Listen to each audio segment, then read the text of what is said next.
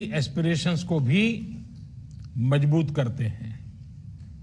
साथियों, हमें हमेशा से गर्व रहा है कि बीती सदियों में हमने दुनिया को एक से बढ़कर एक बेहतरीन साइंटिस्ट, बेहतरीन टेक्नीशियंस, टेक्नोलॉजी एंटरप्राइज लीडर्स हमने दिए हैं।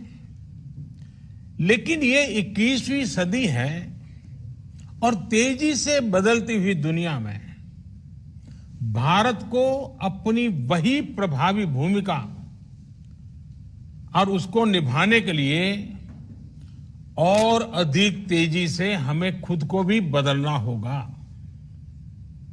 और इसी सोच के साथ अब देश में इनोवेशन के लिए, रिसर्च के लिए, डिजाइन के लिए, डेवलपमेंट के लिए, एंटरप्राइज के लिए जरूरी इकोसिस्टम तेजी से तैयार किया जा रहा है। अब बहुत ज्यादा जोर दिया जा रहा है क्वालिटी ऑफ एजुकेशन पर। 21वीं सदी की टेक्नोलॉजी को साथ लेकर 21वीं सदी की जरूरतों को पूरा करने वाली एजुकेशन सिस्टम भी उतनी ही जरूरी है। प्रधानमंत्री ई विद्या कार्यक्रम हो या फिर अटल इनोवेशन मिशन, देश में साइंटिफिक टेम्परामेंट बढ़ाने के लिए अनेक क्षेत्रों में स्कॉलरशिप का विस्तार हो या स्पोर्ट्स की दुनिया से जुड़े टैलेंट को मॉडर्न फैसिलिटीज और आर्थिक मदद, रिसर्च को बढ़ावा देने वाली योजनाएं हो या फिर भारत में world class 20 institutes of eminence के निर्माण का मिशन, ऑनलाइन एजुकेशन के लिए नए संसाधनों का निर्माण हो या फिर स्मार्ट इंडिया हैकाथॉन जैसे अभियान, प्रयास यही है कि भारत की एजुकेशन और आधुनिक बने, मॉडर्न बने, यहां के टैलेंट को भरपूर अवसर मिले। साथियों, इस कड़ी में कुछ दिन पहले देश की नई एजुकेशन पॉलिसी का ऐलान किया गया है। ये पॉलिसी 21वीं सदी के नौजवानों की सोच, उनकी जरूरतें, उनकी आशाओं, अपेक्षाओं और आकांक्षाओं को देखते हुए बनाने का व्यापक प्रयास हुआ है। 5 वर्ष तक देश भर में इसके हर बिंदु पर व्यापक डिबेट और डिस्कशन हुए हैं, हर स्तर पर हुए हैं और तब जाकर ये नई नीति बनी है। ये सच्चे अर्थ में पूरे भारत को, भारत के सपनों को, भारत की भावी पीढ़ी की आशा आकांक्षाओं को अपने में समेटे हुए नई भारत की शिक्षा नीति आई है। इसमें हर क्षेत्र, हर राज्य के विद्वानों के विचारों को समाहित किया गया है और इसलिए ये सिर्फ एक पॉलिसी डॉक्यूमेंट नहीं है, बल्कि 130 करोड़ से अधिक भारतीयों की एस्पिरेशंस का रिफ्लेक्शन भी है। साथियों, आप भी अपने आसपास देखते होंगे, आज भी अनेक बच्चों को लगता है कि उनको एक ऐसे विषय के आधार पर जज किया जाता है जिसमें उसका कभी इंटरेस्ट था ही नहीं। माँ बाप का, रिश्तेदारों का, दोस्तों का, ओवरऑल एनवायरनमेंट का प्रेशर होता है, तो वो दूसरों द्वारा चुने गए सब्जेक्ट्स मजबूरन पढ़ने लगते हैं। इस अप्रोच ने देश को एक बहुत बड़ी आबादी ऐसी दी जो पढ़ी लिखी तो है, लेकिन जो उसने पढ़ा है उसमें से अधिकांश उसके काम नहीं आता है। डिग्रियों के अंबार के बाद भी वो अपने आप में एक अधूरापन महसूस करता है। उसके भीतर जो आत्मविश्वास पैदा होना चाहिए, जो कॉन्फिडेंस आना चाहिए, उसकी कमी वो महसूस करता है। इसका प्रभाव उसकी पूरी लाइफ की जर्नी पर पड़ता है। साथियों, नई एजुकेशन पॉलिसी के माध्यम से इसी अप्रोच को बदलने का प्रयास किया जा रहा है। पहले की कमियों को दूर किया जा रहा है।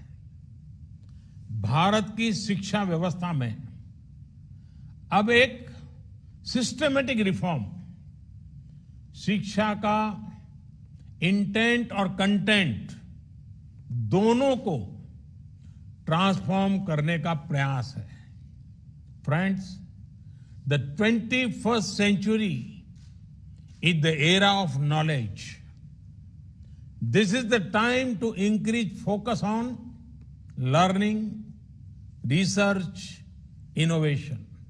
And this is exactly what India's National Education Policy 2020 does. This policy wants to make your school, college, and university experience fruitful, broad-based, one that guides you to your natural passions. Friends, you are among the best and brightest of India. This hackathon is not the first problem you have tried to solve, nor is this the last. I want you and youngsters like you not to stop doing three things: learning, questioning, solving. When you learn, you get the wisdom to question. When you question, you get out of the box methods to solve problems. When you do that, you grow. Due to your effort, our nation grows. Our planet prospers. Friends, India's national education policy reflects these spirits. We are shifting from the burden of the school bag, which does not last beyond school, to the boon of learning, which helps for life. From simply memorizing to critical thinking.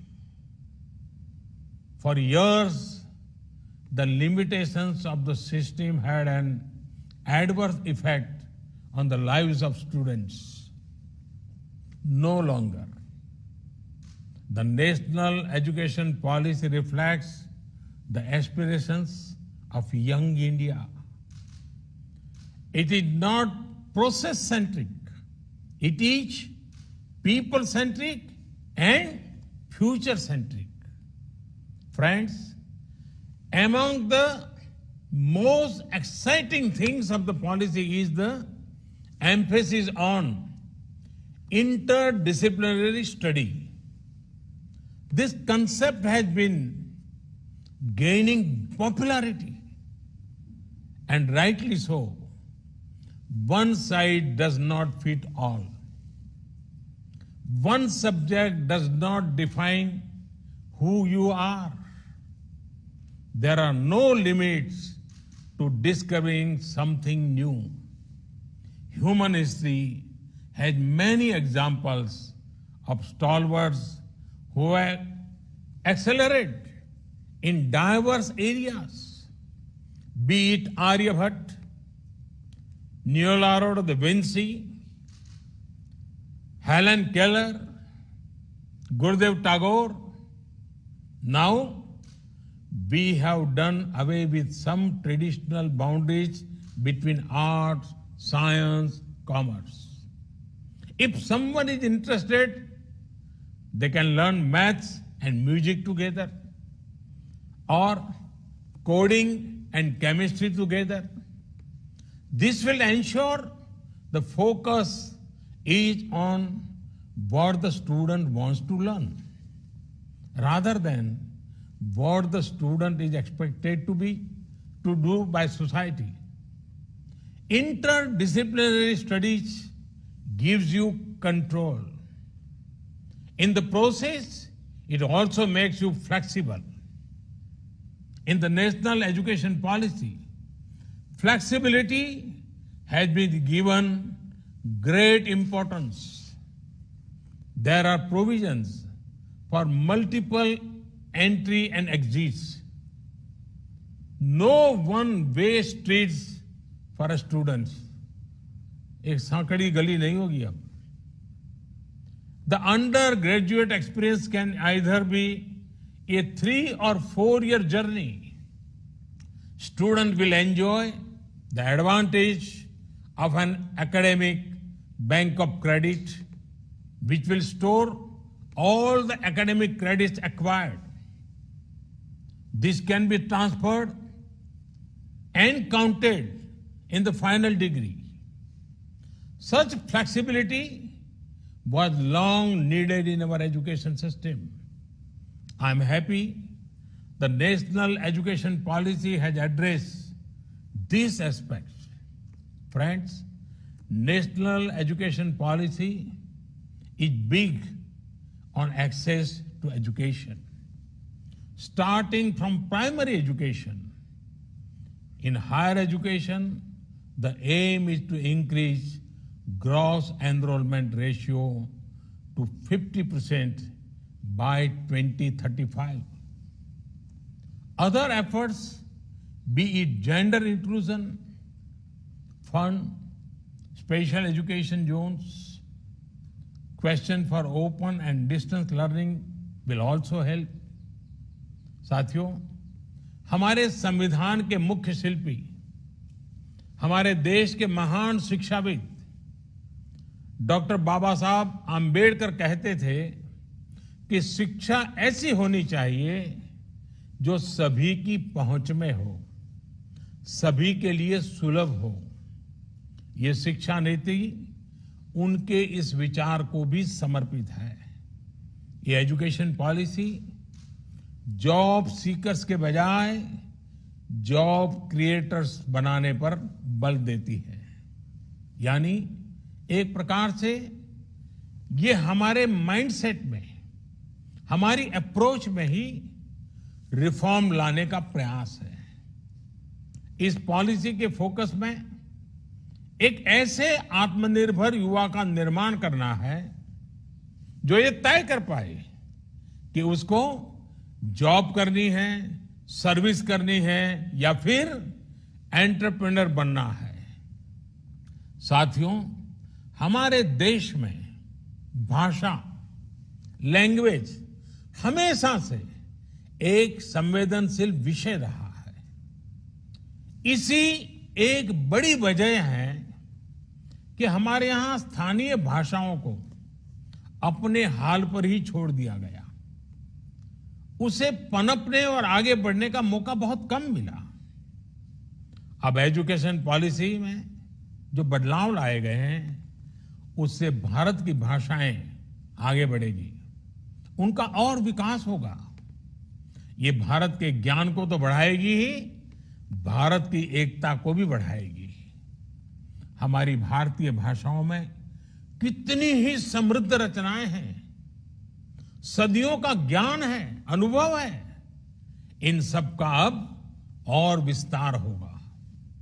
इससे विश्व का भी भारत की समृद्ध भाषाओं से परिचय होगा. और एक बहुत बड़ा लाभ ये होगा कि विद्यार्थियों को अपनी शुरुआती वर्षों में अपनी ही भाषा में सीखने का अवसर मिलेगा. इससे उनका टैलेंट और पुष्पवित पल्लवित होने के लिए मैं समझता हूं बहुत अवसर होगा. वो सहज होकर बिना दबाव के नई नई चीजें सीखने के लिए प्रेरित होगा. वो शिक्षा से जुड़ पाएगा. वैसे भी आज जीडीपी के आधार पर विश्व के टॉप 20 देशों की लिस्ट देखें तो ज्यादातर देश अपनी गृह भाषा मातृभाषा में ही शिक्षा देते हैं।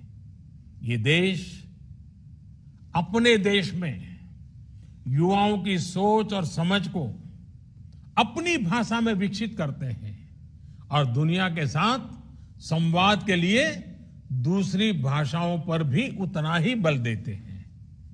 यही नीति और रणनीति 21वीं सदी के भारत के लिए भी बहुत उपयोगी होने वाली है। भारत के पास तो भाषाओं का अद्भुत खजाना है, जिनको सीखने के लिए एक जीवन भी कम पड़ जाता है और आज दुनिया भी उसके लिए लालायित है। साथियों, नई शिक्षा नीति की एक और खास बात है, इसमें लोकल पर जितना फोकस है उतना ही उसको ग्लोबल के साथ इंटीग्रेट करने पर भी बल दिया गया है। एक और, जहां स्थानीय लोक कलाओं और विद्याओं, शास्त्रीय कला और ज्ञान को स्वाभाविक स्थान देने की बात है, तो वहीं टॉप ग्लोबल इंस्टीट्यूशंस को भारत में कैंपस खोलने का भी आमंत्रण है। इससे हमारे युवाओं का भारत में ही वर्ल्ड क्लास एक्सपोजर और अपॉर्चुनिटी मिलेगी और ग्लोबल कंपटीशन के लिए ज्यादा तैयारी भी हो सकेगी। इससे भारत में विश्व स्तरीय संस्थान के निर्माण में, भारत को ग्लोबल एजुकेशन का हब बनाने में भी बहुत सहायता मिलेगी। साथियों, देश की युवा शक्ति पर मुझे हमेशा ही बहुत भरोसा रहा है। ये भरोसा क्यों है, ये देश के युवाओं ने बार बार साबित किया है। हाल ही में कोरोना से बचाव के लिए फेस शील्ड्स की डिमांड एकदम बढ़ गई थी। इस डिमांड को 3D प्रिंटिंग टेक्नोलॉजी के साथ पूरा करने के लिए बड़े पैमाने पर देश के युवा आगे आए। पीपीईज और मेडिकल डिवाइस के लिए जिस प्रकार देश के युवा इनोवेटर्स, युवा एंटरप्रेन्योर्स सामने आए हैं, उसकी चर्चा आज चारों तरफ है। आरोग्य सेतु ऐप के रूप में युवा डेवलपर्स ने कोविड की ट्रैकिंग के लिए एक बेहतरीन मीडियम देश को बहुत कम समय में तैयार करके दिया है। साथियों, आप सभी युवा आत्मनिर्भरता के लिए भारत की एस्पिरेशंस की ऊर्जा है। देश के गरीब को एक बेटर लाइफ देने के लिए, ईज ऑफ लिविंग के हमारे लक्ष्य को हासिल करने में आप सभी युवाओं की भूमिका बहुत अहम है। मेरा हमेशा से ये मानना रहा है कि देश के सामने आने वाली ऐसी कोई चुनौती नहीं है जिससे हमारा युवा टक्कर न ले सके, उसका समाधान न ढूंढ सके। हर जरूरत के समय जब भी देश ने अपने युवा इनोवेटर्स की तरफ देखा है, हमारे युवाओं ने कभी भी किसी को निराश नहीं किया है। स्मार्ट इंडिया हैकाथॉन के माध्यम से भी बीते सालों में अद्भुत इनोवेशंस देश को मिले हैं। मुझे पूरा विश्वास है कि इस हैकाथॉन के बाद भी आप सभी युवा साथी देश की जरूरतों को समझते हुए देश को आत्मनिर्भर बनाने के लिए नए नए सॉल्यूशंस पर काम करते रहेंगे। एक बार फिर आप सभी को बहुत बहुत शुभकामनाएं देता हूं। बहुत बहुत धन्यवाद।